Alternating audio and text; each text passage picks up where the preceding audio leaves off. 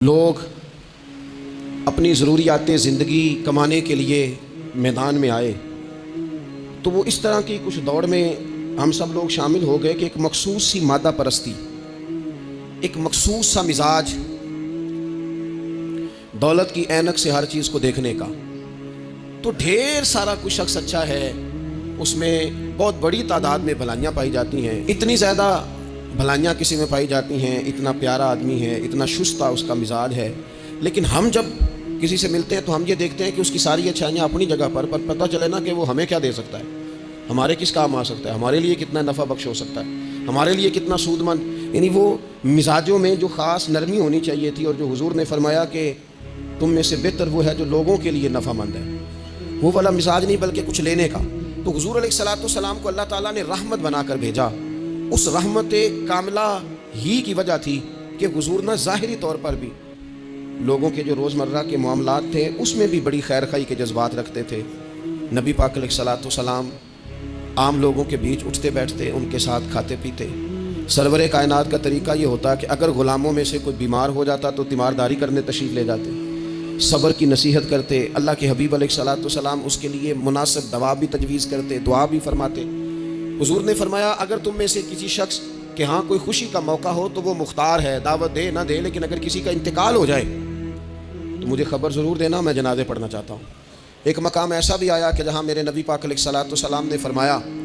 اگر میرا کوئی امتی دنیا سے چلا جائے اور ترکہ چھوڑ کے جائے، جائیداد چھوڑ کے جائے، مال و اسباب چھوڑ کے جائے تو وہ اس کی اولاد میں بانٹ دینا،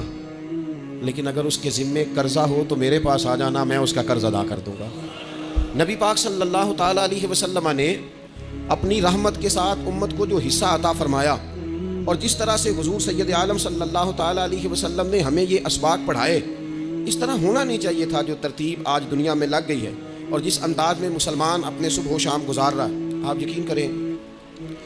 کہ کبھی کبھی یوں محسوس ہوتا ہے کہ جیسے خالص رشتوں کا ہونا اور اخلاص کا موجود ہونا اور للہیت کا نصیب ہونا یہ شاید کوئی بے موسمہ سا پھل ہو گیا ہے۔ شاید یہ کہ اب ڈھونڈنے سے، تلاش کرنے سے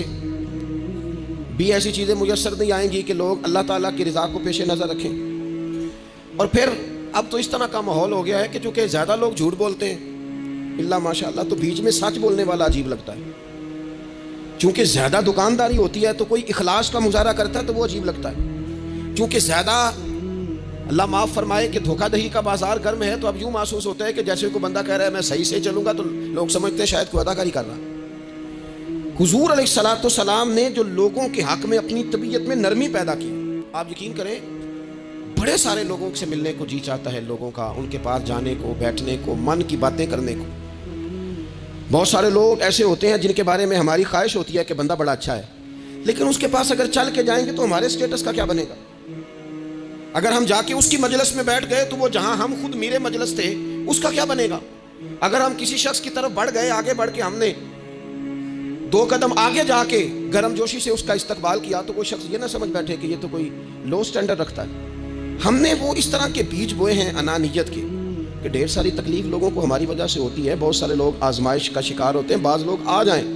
لوگ ڈھب سے کھانا نہیں کھا پاتے، لیکن وہ خاص رحمت اور وہ خاص نرمی جو نبی کریم نے ہمیں عطا فرمائی ہے، یار یہ کتنا، میں آپ کو ذاتی بات بتاتا ہوں، اپنے مخالف کو، گالی دینے والے کو، زندگی کے کسی کونے میں برا کہنے والے کو معاف کرنا بڑا مشکل کام ہے۔ کسی شخص نے 30 سال پہلے بھی کبھی آپ کو کوئی سخت لفظ کہا ہو تو وہ بندہ سامنے آئے تو بات یاد آ جاتی ہے، یار اس نے یہ کہا تھا، باتیں کھٹکتی ہیں۔ کسی مقام پر کھڑے ہو کر کسی جگہ پر کسی بندے نے آپ کو تکلیف دی ہو، بندہ اس جگہ پہ آئے تو وہ چیز کھٹکتی ہے، لیکن یہ اعزاز صرف رحمت للعالمین محبوب کا ہے کہ حضور کے سامنے جب وہ لوگ پیش ہوئے حضرت وحشی جیسے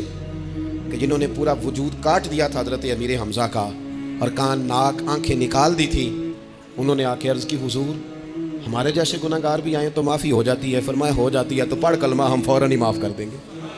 اور جو فتح مکہ کے موقع پر نبی پاک علیہ الصلوۃ والسلام نے فرمایا ہے نا،